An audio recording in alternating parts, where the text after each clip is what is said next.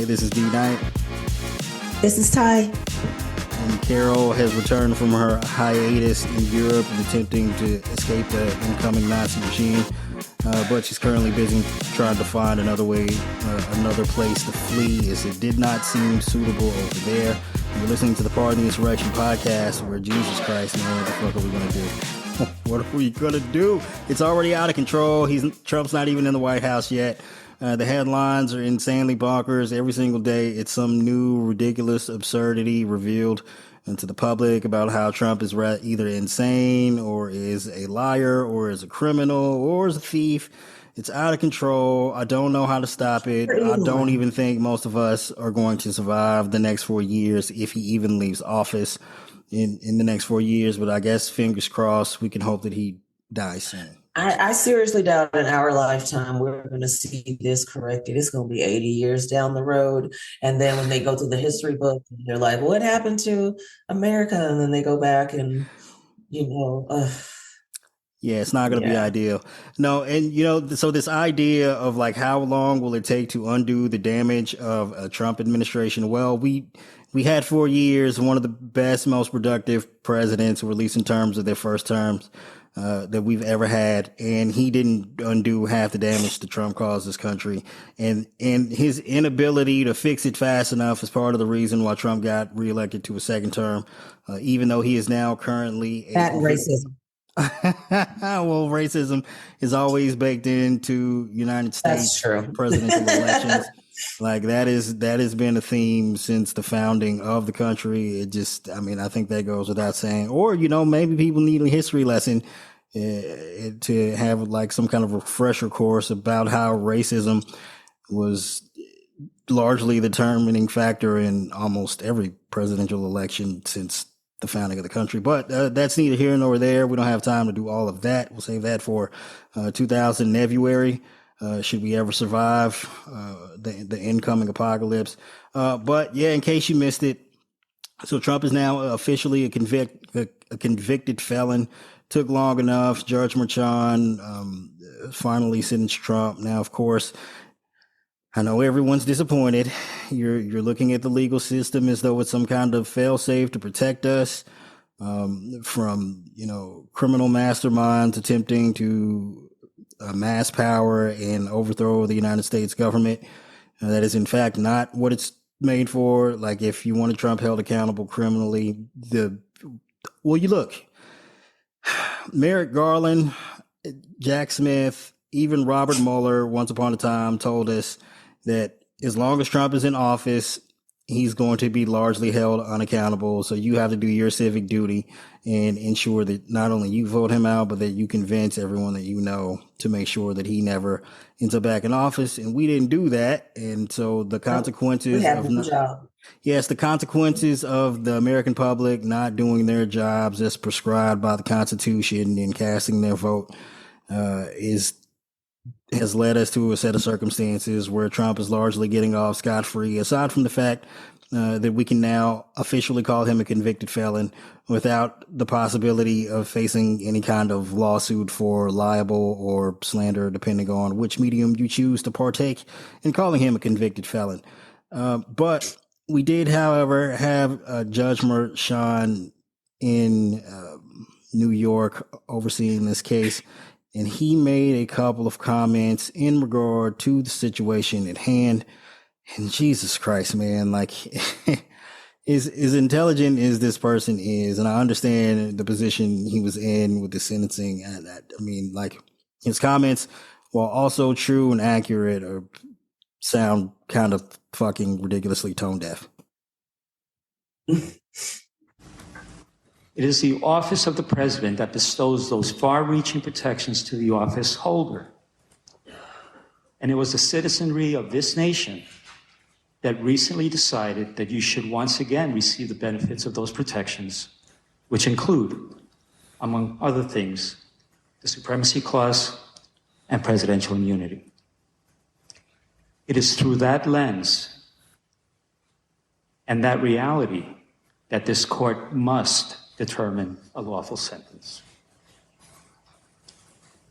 After careful analysis, in obedience to governing mandates, and pursuant to the rule of law, this court has determined that the only lawful sentence that permits entry of a judgment of conviction without encroaching upon the highest office in the land is an unconditional discharge, which the New York State Legislature has determined is a lawful and permissible sentence for the crime of falsifying business records in the first degree. Therefore, at this time, I impose that sentence to cover all 34 counts. Sir, I wish you Godspeed as you assume your second term in office. Thank you. All right. So as you can see there, Merchan is hell-bent on following the Constitution to the letter of the law as it's been interpreted by the Supreme Court here recently in the most insane of ways, practically guaranteeing that Trump, should he have returned to office, at least when they made the decision, largely have no consequences for any actions that he takes while in office. So Judge Merchan is operating under that presumption. Now, I do believe it was Merchan's duty to enforce some kind of sentence on Trump, even if it weren't prison time, but he definitely probably should be serving prison time for his attempt to illegally. I mean, Trump doesn't get sworn in until the 20th. Could he have at least sentenced him to like 5 days? 5 days.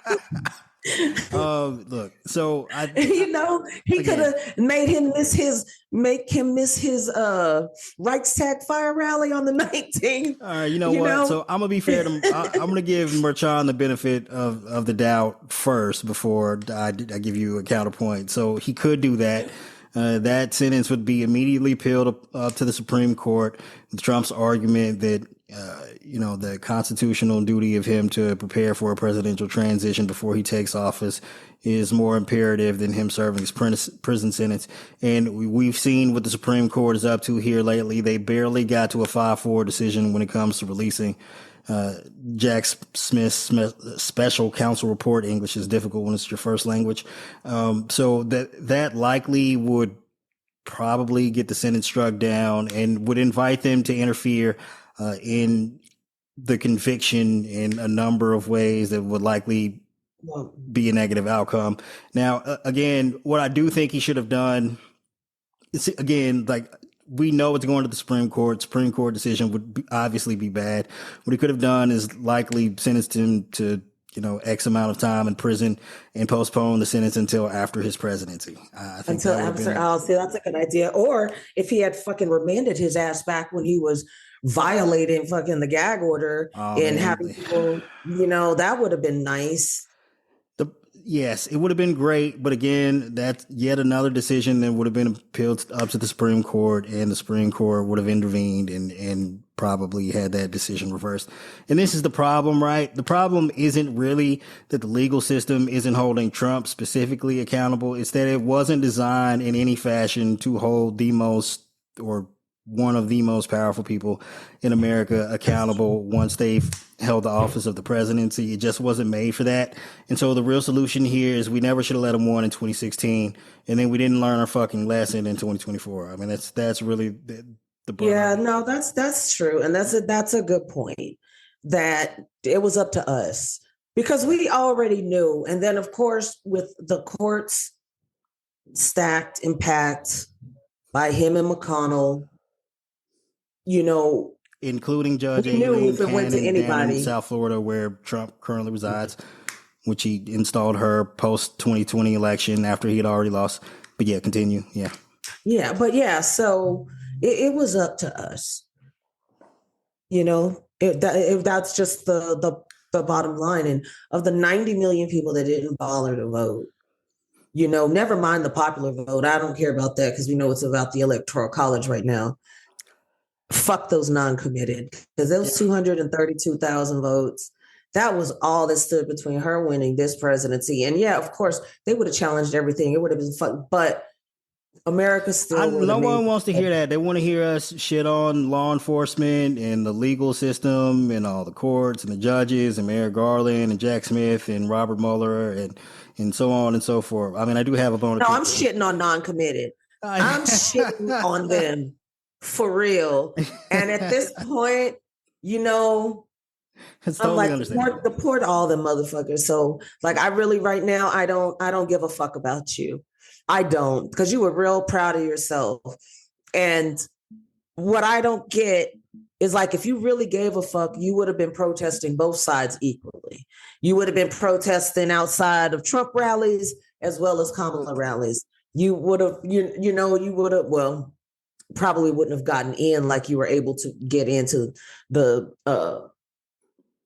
ones for the Democrats, or for the Trump Kamala. campaign did their best to keep protesters out of Trump's rallies because, again, they understand that electoral politics at this point is just a reality TV show. But there's no better candidate for that. Loud. He was like, they can do what the fuck they want with God, and then it's like, did you not like? What do you think is going to be better? What do you think you're going to? Because at least you may not be happy with Biden or Harris's support of Israel as our ally, and I do consider it more of a support of Israel than Bibi. I don't believe that either one. It is definitely a support of a people and not necessarily a specific government. And I can give you the perfect example. Us trying to remain allies to Israel in circumstances such as we're currently facing is the same as our allies trying to remain loyal and reasonable, responsible allies to the United States with Trump in office. It's practically the same thing. You know what? That's a good. I didn't even look at it that way, but that is a perfect analogy. That's perfect. That's what it is. And and I feel for the Israeli people. They don't want Bibi there. He's not there because of the will of the people. He is there because he created an alliance with a minority of support on the left and a bunch of just a coalition of right-wing support inside the Israeli legislature that allowed him to stay and maintain power through the course of this war. And then again, like we don't even have enough time. Be voted out. That's why he's keeping the war going, because as soon as the war's over, elections resume, and that's what he was trying to keep from happening was the elections. And he played the game.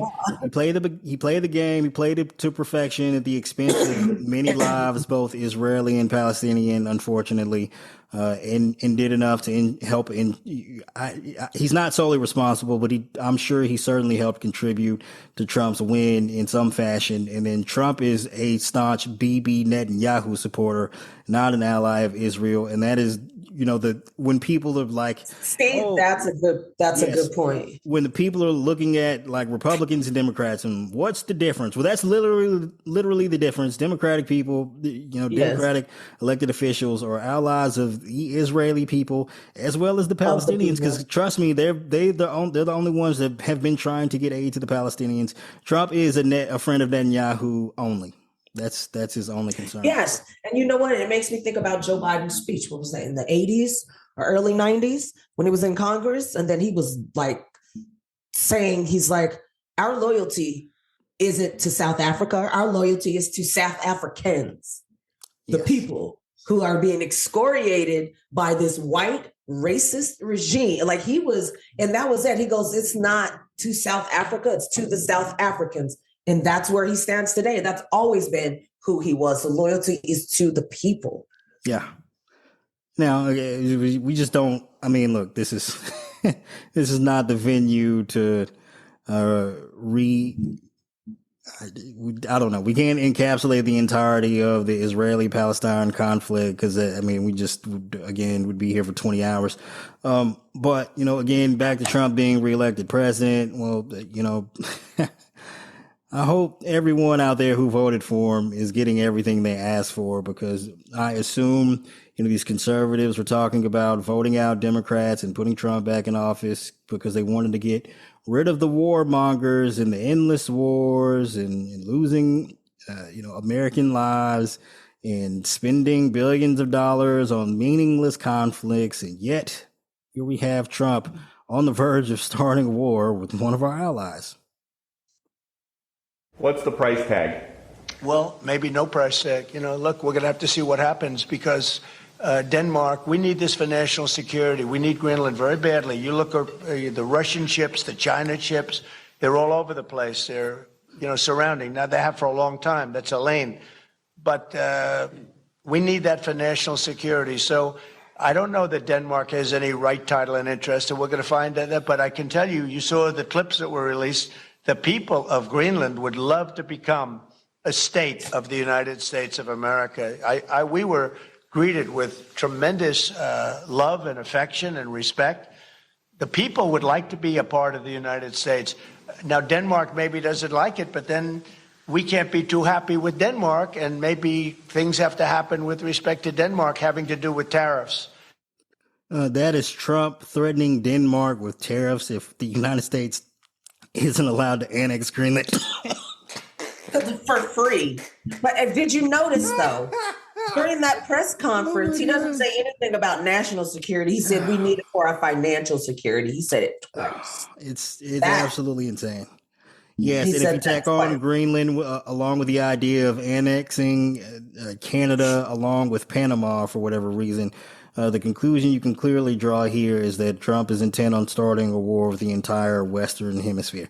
Well, they are. The president of Panama said that, or he was talking. He was talking to the former president, and the former president had stated that he mentioned to him that he's going to take him to.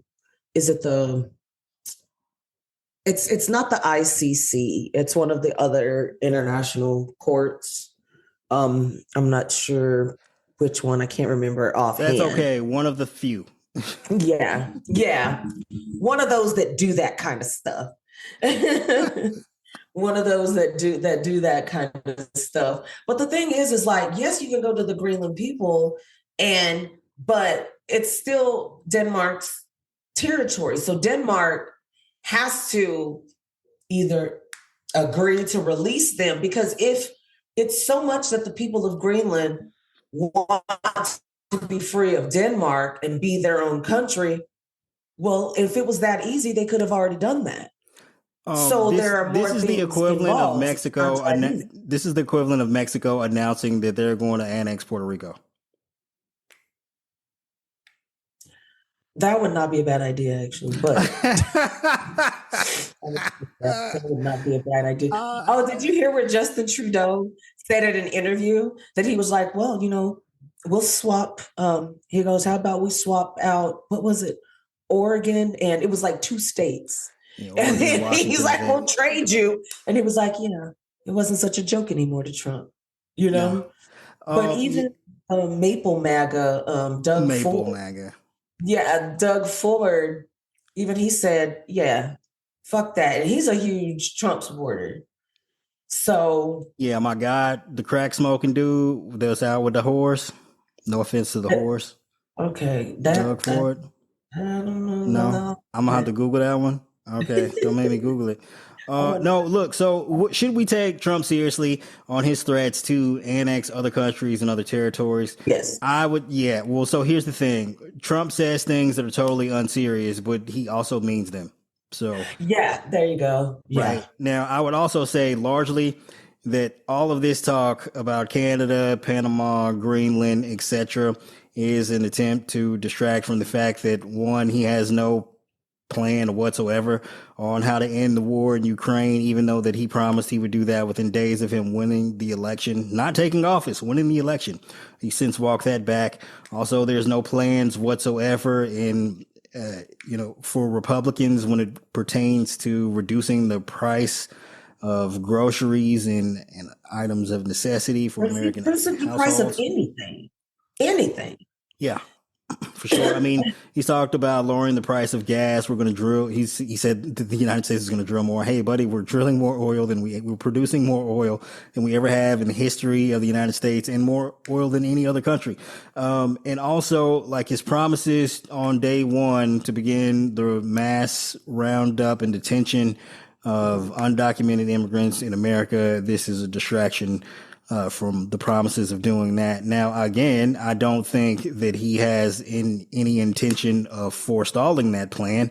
I think that he's going to do his best with the Department of Homeland Security to begin some form of mass roundups. Now, it's going to be inefficient. They're going to fuck it up. Again, Trump's largely intelligent. These plans aren't thought out.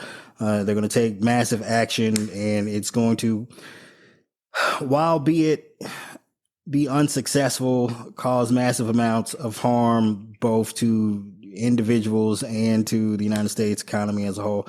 But he's going to try it. He's going to fuck it up. It's going to implode in his face.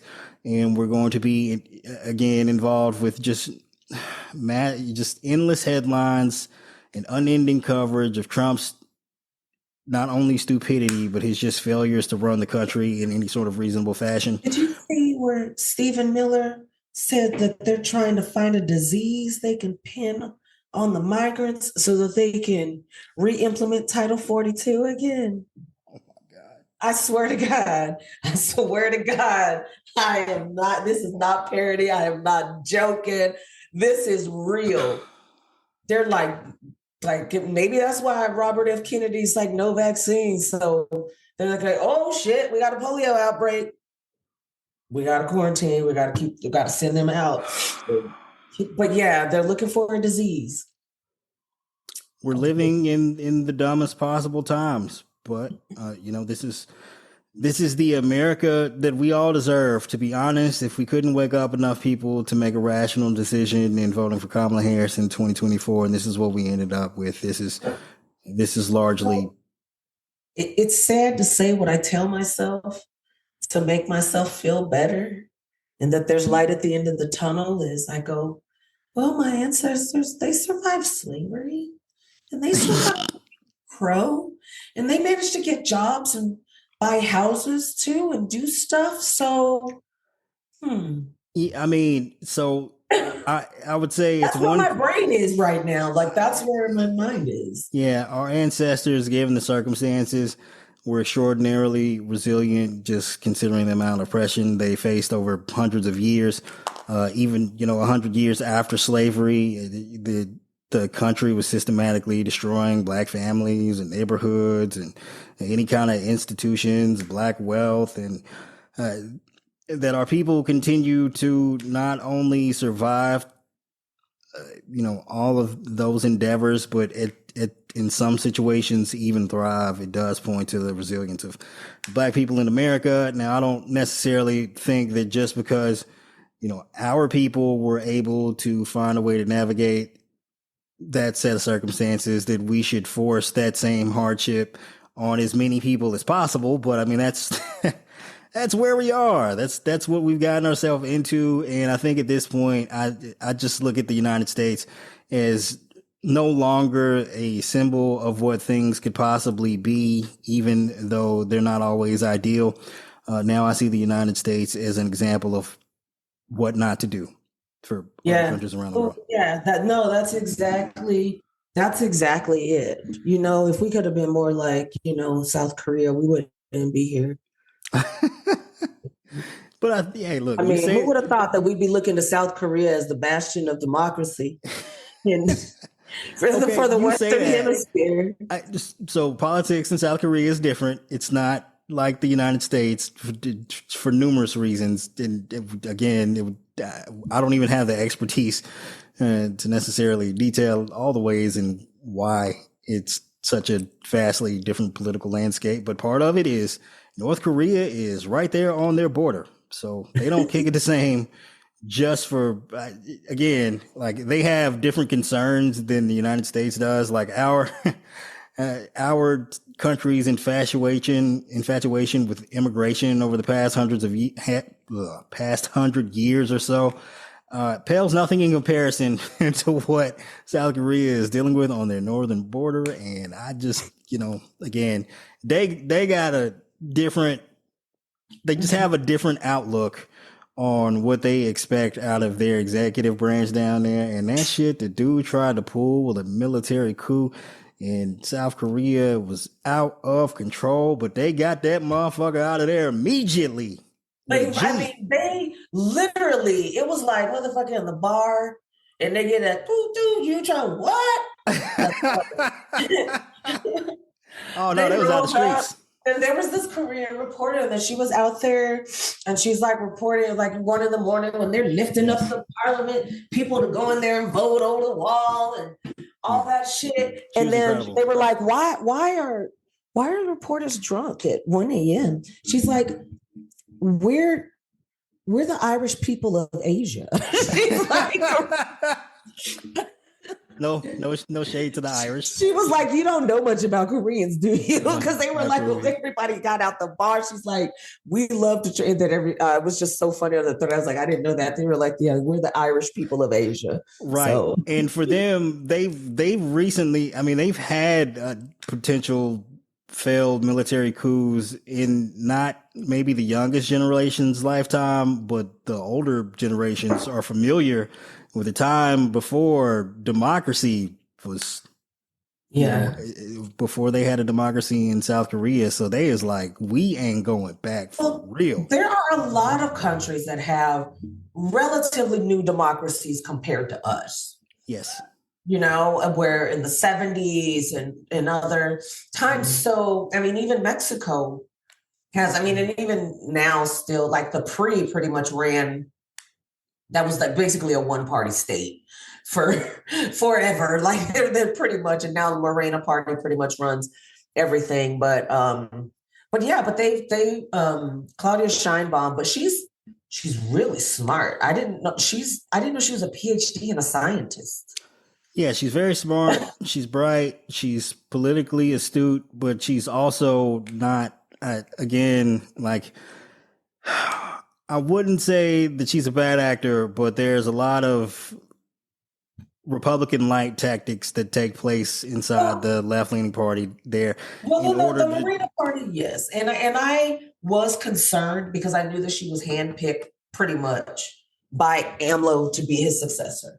Right. Mexico all one term, so that's it. Yes. But I knew that she was handpicked, so I was concerned that she would be a puppet, and I knew that he was not necessarily a Biden fan, and he is a little more conservative. However, under his leadership, Mexico did a lot of progressive things like decriminalizing abortion, same-sex marriage. They have the second largest pride parade in the world during Pride, and that's in Mexico City. So, and they call Puerto Vallarta the gay Riviera. So they are very open in a lot of ways, and despite being a predominantly Catholic country, I mean, the Supreme Court voted unanimously to decriminalize abortion. And then you've got, was it Zacatecas? They had elected a gay mayor, a male gay mayor, and then there were several gay people that were, anyone who doesn't realize how like this is stretching the bounds of liberal politics in Mexico. Like if you've looked at the Latin American community and how they tend to vote more and more conservative as they get older, I mean that should kind of put it into context for you. Yeah. So yeah. But it's sort of like they have several transgender members of their Congress, openly, and he appointed an openly gay woman to be in his cabinet. And she was actually the first gay person. She was arrested. She was protesting. This was like in the 70s. So it was kind of a full circle moment, which was kind of cool. But, he doesn't personally believe in abortion. He's kind of like Biden on that end. Like personally, I have my own feelings. You know what I mean? However, I believe in a woman. And it was kind of the same thing. But I am impressed with how strong Claudia Sheinbaum is and how she is standing up to Trump and doing a little bit of trolling too. And then she has gone. She understands political theater at a high level, right? We at this point we get it. Politics has now become a reality TV show, and she is out there performing at every possible turn. And you know what they say? You have to meet people where they are. So she's talking to Trump in a way that he can understand. Absolutely, and you know what? I think American politicians on the left could learn a couple lessons from her in that regard, in how to hold court, how to present to an audience, how to get your point across, and how not to be a little bitch. But again, that's not anything that I could possibly force upon Democratic politicians myself. And given the fact that I am likely not fit to run for office myself, I mean, I guess, what? Trump's president. Anybody can run for anything at this point. I don't know. But so we did have comments from President Biden the other day on a number of issues. One in particular I thought was extraordinarily interesting. His thoughts on the 2024 election and how he believes that personally he could have beaten Trump. And we'll hear that clip right now. Mr. President, do you regret your decision to run for re-election? Do you think that that made it easier for your predecessor to now become your successor? I don't think so. I think I would have beaten Trump, could have beaten Trump, and I think that Kamala could have beaten Trump and would have beaten Trump. It wasn't about, I thought it was important to unify the party. And when the party was worried about whether or not I was going to be able to move, I thought, even though I thought I could win again, I thought it was better to unify the party. And it was the greatest honor in my life to be President of the United States, but I didn't want to be one who caused a party that wasn't unified to lose an election. And that's why I stepped aside, but I was confident she could win. All right, so I largely agree with Biden there. I do think he's wrong in the sense that could Biden have won this election in 2024? Yes, if not for the catastrophe that the media imposed on the country for over a month straight after the debate, which he underperformed, even though no one talks about how absolutely insane everything Trump said was and how, endless, like we discount the endless lies because it's Trump, but any other candidate in comparison to Joe Biden's performance would have been sank by the performance that Trump put on. I do believe once that occurred and the media spent a month endlessly obsessing over Biden and his age and whether or not he should drop out.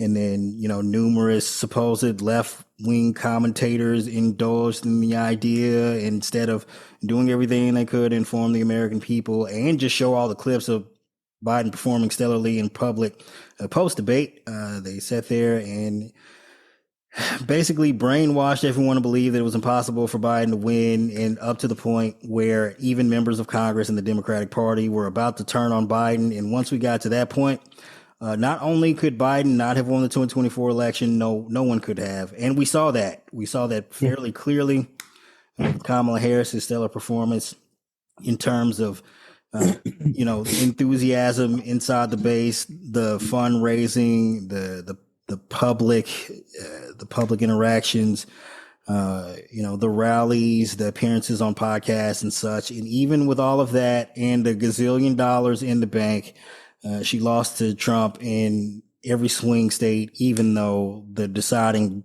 factor in the election was 3 swing states and a couple 100,000 votes.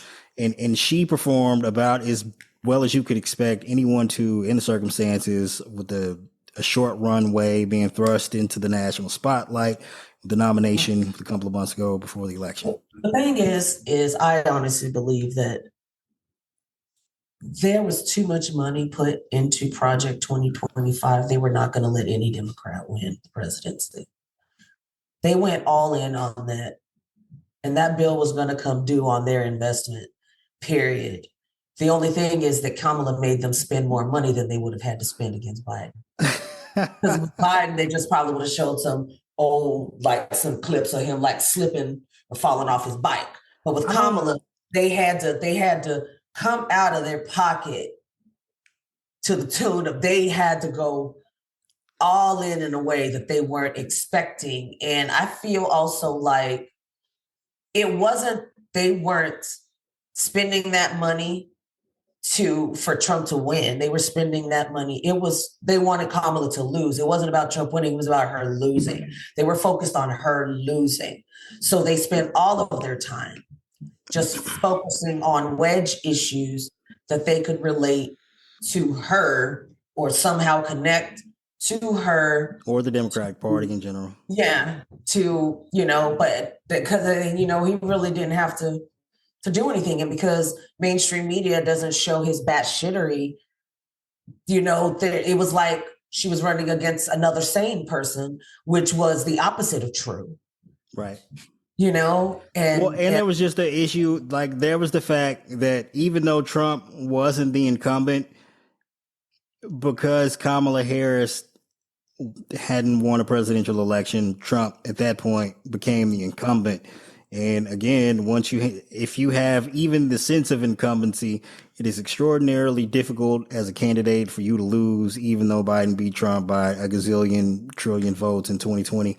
And that was the thing. So I don't think largely as far as the 2024 election is concerned, if Trump had stayed in office, Biden had stayed in the race rather, and we hadn't had that debacle of a media implosion after the debate, I think Biden probably would have won just on the fact that people are bored. They don't pay attention to politics, and people largely just vote for whoever they voted for the last time. And maybe you have some, the hyper focused, I don't even know if this exists, but like the hyper focused and hyper informed undecided voter. I don't even know if that's a real demographic. It's probably not.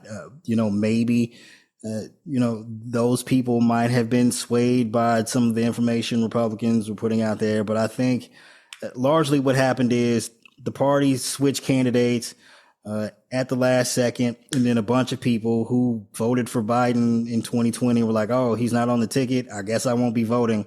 And a bunch of people who've already voted for Trump once or twice were like, I guess I'll just vote for Trump again. And the numbers kind of pretty much reflect that.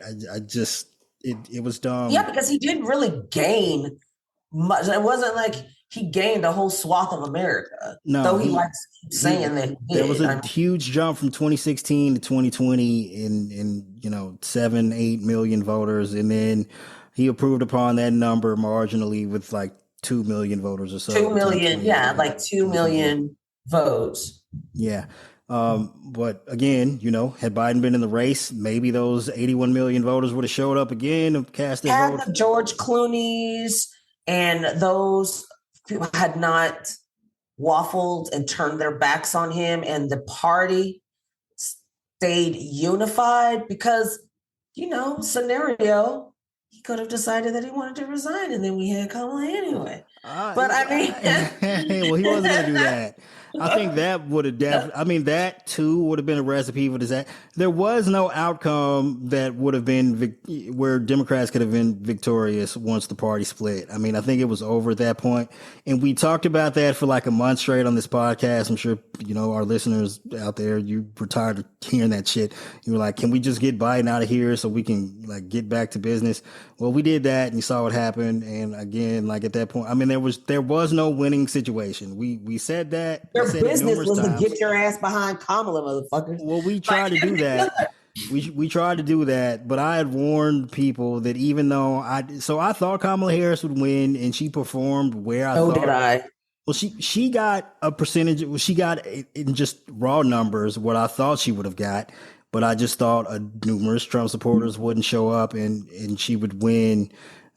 Just because Trump lost support, that just turned out to not be the case, and there was no solution to that problem. And then you just throw in all those other outliers, like I said, the non-committed, and they knew that they knew they weren't going to really peel off too much of the black vote, but they knew in those swing states, if they could peel off enough of the disgruntled Arab and Muslim vote, that would be all they needed to clinch.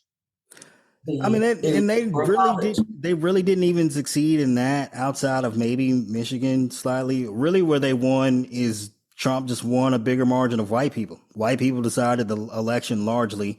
And you know what Biden's superpower was? Getting white people to vote for Democrats. It was insane. I don't know why we gave that up. That is a good point too. And he has a penis.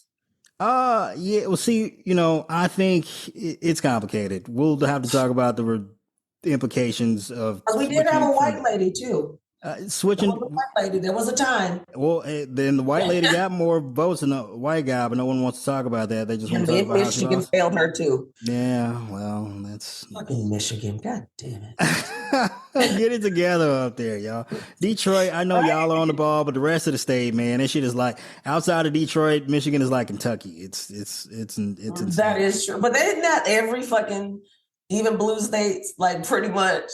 People forget about this. Yes. Come on. You got Atlanta, you got Cobb County, and then you got Marjorie Taylor Greene. So, Atlanta is a totally separate. It's a different planet compared to the rest of Georgia. But yeah, like you said, in the north, like blue states. Oh, blue states are like that too. Once you get out of these metro areas and their surrounding suburbs, It gets real wild out there. Except unlike the South in the rural areas, there are no black people in the rural areas up north. It ain't we don't kick it up there out there in the wild. We don't do it.